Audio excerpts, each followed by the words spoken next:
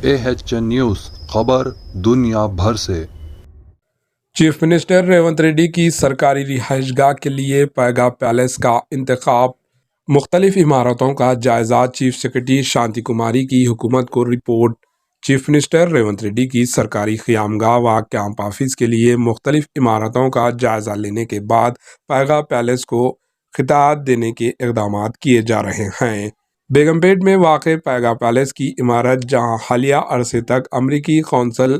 خانہ خدمات انجام دے رہے تھے، اس عمارت کے تخلیے کے بعد سرکاری عہدیداروں کی جانب سے مختلف دفتر کے لیے پیگا پیلس کے استعمال کا جائزہ لیا جاتا رہا ہے، لیکن گزشتہ یوم چیف سیکرٹری حکومت تلنگانہ محترمہ شانتی کماری نے پیگا پیلس کا دورہ کرتے ہوئے عمارت کی تفصیلات حاصل کی اور اس میں موجودہ سہولتوں کا مشاہدہ کرنے کے بعد رپورٹ کی تیاری کا فیصلہ کیا۔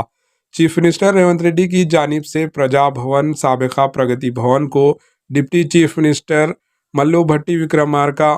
کیمپ آفس کے طور پر حوالے کرنے کے احکامات کے بعد چیف منسٹر کیمپ آفس کے لیے مختلف عمارتوں کا جائزہ لیا جا رہا ہے۔ ابتدا میں چیف منسٹر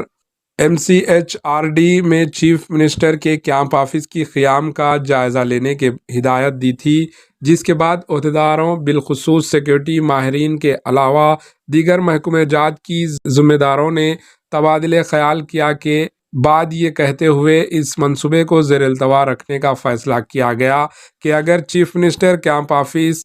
MCHRD میں رکھا جاتا تو ایسی صورت میں چیف منسٹر کی سیکریٹریٹ آمد و رفت کی وجہ سے شہر کی اہم سڑکوں پر ٹریفک متاثر ہونے کا خدشہ رہے گا۔ بعد ازاں عہدیداروں نے بیگم پیٹ میں واقع میٹرو ریل بھون کی عمارت میں چیف منسٹر کیمپ آفس قائم کرنے کے سلسلے میں جائزہ لیا، جہاں میٹرو ریل عہدیداروں کے دفتر کے علاوہ سابقہ حکومت کے دورے میں چیف منسٹر کے مشیروں کے دفتریں خدمات انجام دے رہے تھے، لیکن مختلف وجوہات کی بنا پر چیف منسٹر کیمپ آفس کے لیے اس عمارت کو بھی مسترد کر دیے جانے کی اطلاعات ہیں۔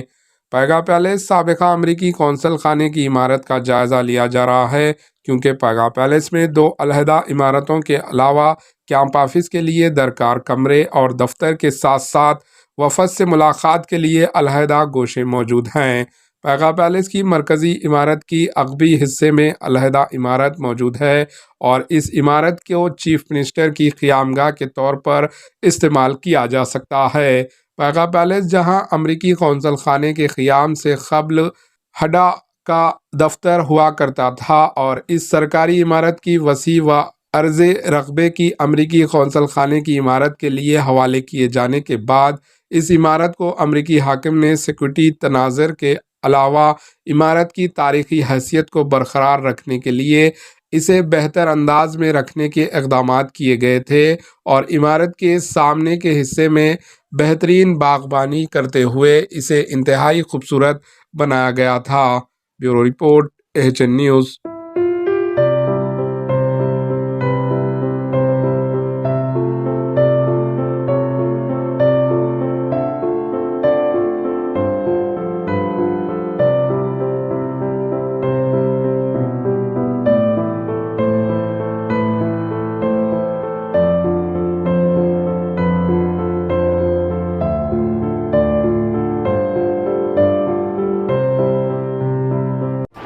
AHN نیوز کو لائک کریں، شیئر کریں اور سبسکرائب کرنا نہ بھولیں۔